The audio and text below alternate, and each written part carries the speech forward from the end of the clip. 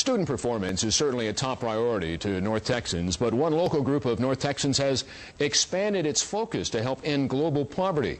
Here with me right now is Mumtaz Rahimtullah, Vice Chairman of the Aga Khan Foundation, USA Northern Texas Volunteers. Well, first of all, did I get the name right? You did, Scott. You did well. Well, Mumtaz, we're delighted to welcome you to Thank NBC you. 5. Thanks so much. Let's first of all talk about, you're representing the Aga Khan Foundation. Bring us up to date on what that might be.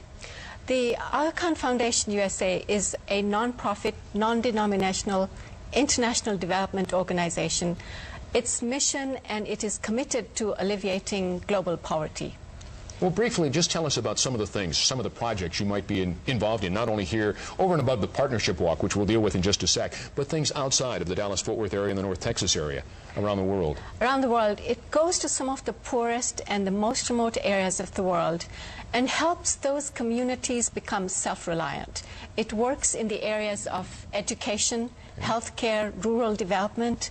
It strengthens civil societies and helps keep good environment. Two of the very good projects that I like, one is the Milk and Hope program. It is in Tajikistan and North Afghanistan. It provides milk to about 80,000 students in that area. It helps the parents of those children increase or refine their agricultural productivity.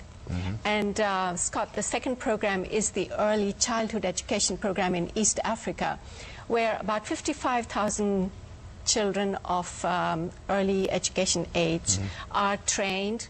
They are made, it's a school readiness program, so it helps them to stay in school longer, perform better, and they're ready for school.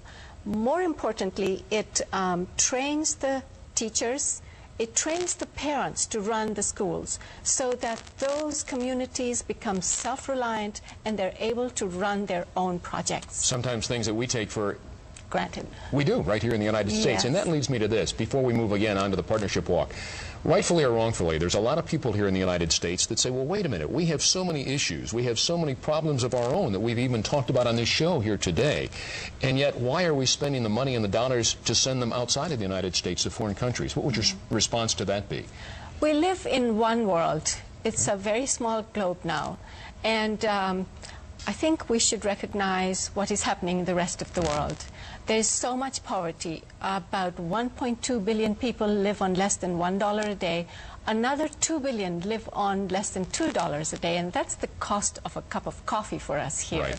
So as leaders in the world today, if we can help communities in these rural and poor areas of the world become self-reliant, I think that there will be a lot more peace and stability in the world. We have become a global world, have we not? Yes. Well, let's talk about, before time gets away, let's talk about the Partnership Walk, when it's coming up and how people can get involved. The Partnership Walk is an event. It's a public event. It takes place in 5 cities in the United States. And Dallas will be one of them. It takes place in Chicago, Atlanta, Los Angeles, Houston, and Dallas. And when is the one in Dallas? The one in Dallas is on October the 14th. It's a Sunday. It's held at City Hall Plaza.